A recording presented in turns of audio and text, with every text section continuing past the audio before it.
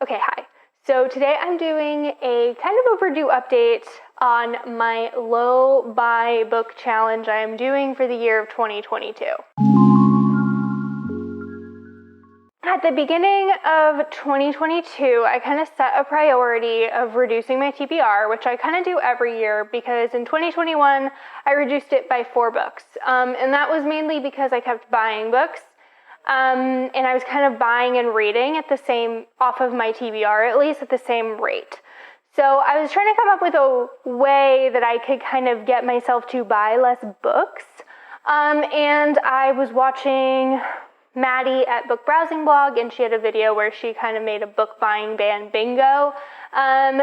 So I kind of did something similar.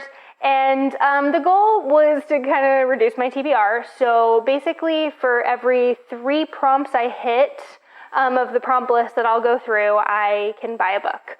And if you've already watched this and kind of know what the deal is from my last time, I'll put chapters in so that you can skip ahead and just see how I did. But anyway, for every 3 prompts I fulfill, I get a token that I can use to buy a book. And for every 1 book that I read, it can tick off 2 prompts. So if I read a book that is in a series that I've purchased in the past quarter, then that would count as 2, and I would be able to check off 2. And then I'd be 2/3 of the way to buying a book. So I'll go over the prompts really quick. These were kind of tied to some of my goals for the year to kind of be more mindful around the types of things that I'm reading and trying to build intention around what I read. So not every book that I read actually counts for this. So the first one is series continuation. I'm trying to actually complete the series I start. So the first book of a series does not count for this, but the continuations do. The next one is nonfiction TBR, so I made a video that is 22 books, nonfiction books I wanted to read in 2022. Each time I read one of those, I get a prompt. Classics around the world. Again, this is just something that is my interpretation of a classic that is not a famous book. If I read a Jane Eyre or something like that, I also would not count that because it is a very famous book. Next one, TBR balance being negative. So at the end of the month, I check to see if of the books that came onto my TBR and the books that came off of my TBR, my physical TBR, is it less than the month before and also less than what I started at the beginning of the year, which is 181. Is it also less than any other one I've had? So if I got down to 161, which I did in April, and then I got up to 180 and I got down to 165, it wouldn't count because it needs to be under the lowest number I got to. So then book purchase this quarter, book purchase in the last 3 months. I had TBR vet roll, and I removed this because I would just do roll a d20 of a list of books that I own that have been on my TBR for a while. It just wasn't really working. So I have updated this with a book that I have read. I made a priority TBR for the end of the year. If I read a book from that, it counts on here.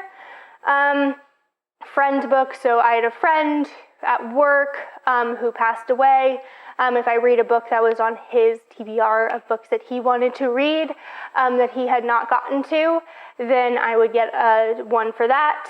And then a book club. So I've been trying to participate in 2 book clubs. The Indigenous Reading Circle and Sandy at Miss Reads Law also has a book club that I was trying to participate in a few times. As you're going to find out that I didn't do as well on these as I was hoping. Okay, and then I have these little small books that are classics, so I call them little black books. I don't know why. They probably have a name. They're way up here, and they're all in a nice little case thing, so I'm not taking them down.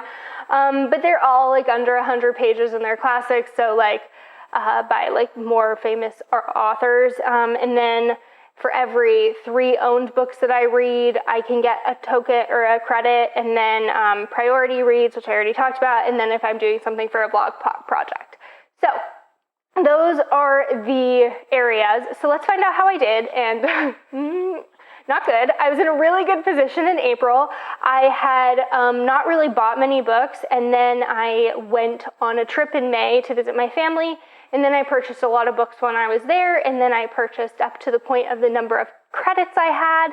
And then in June, I would say July is when I totally went off the rails. The last book I got to on here was for the vlog project I did. It was The Earthlings. It was the first one on a checklist, and then I did another one for the vlog project, which was called The Silent Companions, and then another one called In the Dream House. I don't think I ever actually published that vlog content, but it's a thought that counts. So then I got The Museum of Abandoned Secrets, which was in my last video, like the last time I checked in. I had halted under that one. So then for my nonfiction TBR, I had read In the Dream House by Carmen Maria Machado. It was really good. I highly recommend it. And then for book clubs, I read Anoka, which was for the Indigenous Reading Circle. It was a short story collection that was horror books. And then I had purchased it in the last quarter, so it also counted for that. Okay, and then with that to book token, I bought The Grace of Kings by Ken Liu. This is the first book in a 4-book series called the something dynasty, the Dandelion Dynasty. I've heard good things about it. The last book, I believe, came out this year. So I look forward to starting this at some point once I finish some of the series I'm already reading. And then I got the prompt for 3 books that I read that I owned. Fates and Furies by Lauren Groff, which I DNF'd. I got a decent ways into it, maybe 10-15%, and it just wasn't for me. It had been the second time I had attempted that book. The Secret Lives of Church Ladies, which is a short story collection, which I enjoyed. And then Devourers by Indra Das, which is like a kind of literary, historical fantasy novel, which I really liked. So then after that, I read For Classics Around the World. This was a US classic. So I started kind of counting like classics that were unheard of within the US. So that is Mrs. Spring Fragrance by Sin Lu Far, I believe. After that, I read The Collected Schizophrenias by Esme Wang. This was for my nonfiction TBR. And then with that, I bought Nada. This is a kind of like, it sounds like a coming of age story, but I think it takes place in Spain. They call it Spain's Catcher in the Rye, but I believe it is it's following a young woman instead of a young man. So more interested in this than I was in Catcher in the Rye, because I really hated that as a teenager, like truly hated it. And then I had a TBR balance that was negative in April, so yay me. And then I had forgot to count that before. And then I read For Classics Around the World. I read No No Boy, which is a Japanese-American classic. Quite liked that. It was very angsty, very intense, but it was quite enjoyable. After that, and these were in May, I read them for Asian American History Month. And Asian American and Pacific Islander History Month. And then I read Yokohama, California, which was another Japanese classic. It was a short story collection. And then with those, I bought The Secret Life of Saeed. This is a contemporary classic, the story of a Palestinian who becomes a citizen of Israel, combines fact and fantasy, tragedy and comedy. So this is a book that I saw in the store. It sounded interesting. I hadn't heard anything about it, so I decided to pick it up. 3 more owned books. So A Story of a Goat, which was fun but sad. A Taste of Honey, which was like a high fantasy that was queer and wasn't the biggest fan. It has a trope that is very... People don't like this trope when it comes up, but if I told you what it was, it would spoil the book, so... And then I read Mema, which is a book, it's actually the last book that was published in the African Writer series, which I also really enjoyed. Book purchase this quarter, I read A Children's Bible. I had hauled that in my last video. And then Classics Around the World, I read Rachel, which is a play by a Black American playwright. Which takes place, it's I guess like a classic play. And then with those, I bought The Spectre of Alexander Wolfe, which I don't know why I haven't picked this up yet, because I actually really want to read it. A man comes across a short story which recounts in minute detail his killing of a soldier long ago from the victim's point of view. It's a story that should not exist and whose author can only be a dead man. And this is a Russian classic that I haven't really heard much about or really anything about. So then, books purchased this quarter, I read Little Women and absolutely hated it. Okay. And then for own books, I had read Children's Bible, Pachinko by Min-Jin Lee, which I really enjoyed, and then Little Women, which we've already talked about. And then for book clubs, again, for the Indigenous Reading Circle, I tried to read Robo-Apocalypse. I got probably a third of the way in before I DNF'd it. This is the second Daniel Wilson I tried to read, and he's just not my style. It's very Blake Crouch, but more sciencey than Blake Crouch. Because this man has a PhD in robotics, but how he portrays women and just how uncentered they are in the narrative and how they're only props. I don't mind if women aren't in a narrative, but I really don't like when women are in the narrative as props. That just annoys the crap out of me. And then with those, I bought Corregidora. This is a Black classic. Is it a classic? I think it is. I don't know a lot about it, but I look forward to reading it. And then I read another book from my nonfiction TBR, The End of Policing, which was okay. For another book from my nonfiction TBR, I read America for Americans, which I really enjoyed. And then owned books, I tried Swimming Home, got, 25% in and DNF'd it. Women Talking, I read and enjoyed, but it was a bit unmemorable. And then, this is where I went off the rail. So the next book I read was The Lost Apothecary, which you can see I haul as a book token later. So at this point, okay, I created a debt system with myself, which not the best idea. There's no interest as of now, but I decided to go into book token debt and buy books when I did not have tokens available to me. And as you can, I guess, see, it just continues like that. Oh, I've had this popped up the whole time. Now you can actually just see the whole thing. Yeah, so it was like a bad move, but here we are, and I keep digging a deeper debt. So we're just gonna keep going. At that point, I had hauled my next book, which is Moonbath. This is a book translated from the French that takes place in Haiti. Have not read it. As all of these, I haven't read any of these ones that I've hauled so far, so yay me. And then book purchase this quarter was The Lost Apothecary. Then 3 books I owned. I tried Wolf and White Van. I ended up DNFing that.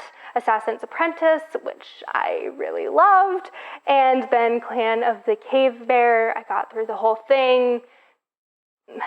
I should have listened to people. It wasn't that good. I was listening to that one as I was painting. So it was one of those books where I didn't have to give it a ton of my attention, but I still had something to listen to as I'm doing something as tedious as painting walls. So it worked for the purposes at the time. And then series continuation, Traitorborn by Amy Bartle. A YA fantasy series, I think I started 4 years ago, and I finally finished. So that was the second book. And with that, I got Roll of Thunder, Hear My Cry, which is a kind of middle grade Black classic, I believe, which I still haven't picked up, even though it's so short, but I haven't been reading much. Rebelborn, which was the last book. That was my series continuation. And then I had 3 books I owned. Elegance of the Hedgehog, which I DNF'd. This isn't really a spoiler, but it's very blasé about suicide. And that is one of my no-go zones with books. I really don't like when books make light of suicide and the idea, suicide ideation. It just really bothers me. So DNF that, and then I read Disoriental, which I just recently talked about in a wrap-up I would recommend to people, and then The Black Tides of Heaven, and we're catching up to my reading. These are all books I read in the month of September, and then series continuation, I read Royal Assassin, And then with that book token, we got Lot. So I picked this up in like July. We're on books I read in September. So yeah, the debt is real. And then I priority read was Royal Assassin. This is when I switched to that as a prompt. Book purchase this quarter. La Bastarda, which I have not hauled yet. I'm actually unhauling that in The Lost Apothecary. And then priority reads The Paying Guest by Sarah Waters. So the priority reads helped me out quite a bit, and I finally hauled The Lost Apothecary, which wasn't worth the 3 books I had to read for it. Then we are currently at 3 owned books. We're currently in debt from here on out. So 3 owned books I read, La Bastarda, The Sparrow, which was all right, and then The Paying Guest. And then my TBR balance is finally negative again in September. So as you can see, I went from April to September with not reducing my TBR, but at this point I did. And now I'm just going to show you all the books I'm in debt with. Won't that be fun? Maybe next time in December we'll see if I'm still in debt, because I went on a few trips, and this is my problem. This is where I buy most of my books, is when I'm on trips and I go to used bookstores. But I actually went to a new bookstore as well. I went to Minneapolis in July. I picked up, which it's in the other room, I didn't want to go grab it. I picked up the Night of the Living Res. I actually am reading that right now. I'm also in debt with Newpoming. I started it, and then I was trying to read it as I was moving, and I was just reading it here and there, and this is really a book you should read all in one go. It's like thick, but there's so many blanks on pages, and I just decided I got like halfway through, and I knew I wasn't gaining anything out of it, or as much as I should have, so I put it down. I'm going to pick it back up. Then Season of the Migration to the North. So this is a North African classic, and then La Bastarda, which I have read, and I am unhauling. The Bleeding Stone, which, is it a classic? Let's see. No, this was published in 2012. So this one takes place in southern Libya. I don't really remember much about it, just that I hauled it because it was at half-price books. The Invention of Morale, which is a South American classic. I don't remember which country. Buenos Aires is where the author is from. It's from 1964. Very short, could read this very quickly. Next, I have Please Talk to Me, which is another classic. As you can see, one of my goals was to read classics from around the world, so I ended up purchasing a lot of classics from around the world, but I have not read them yet. So this is a short story collection. The author is from Argentina. It says it's like kind of dark humor in the like kind of like Roald Dahl, and I love Roald Dahl short stories. When I read them a few years ago, I love the atmosphere of them. And then I bought Ripples in the Pool. I got a few from the African Writer series. So this is a Kenyan classic. Yep, published in 1975.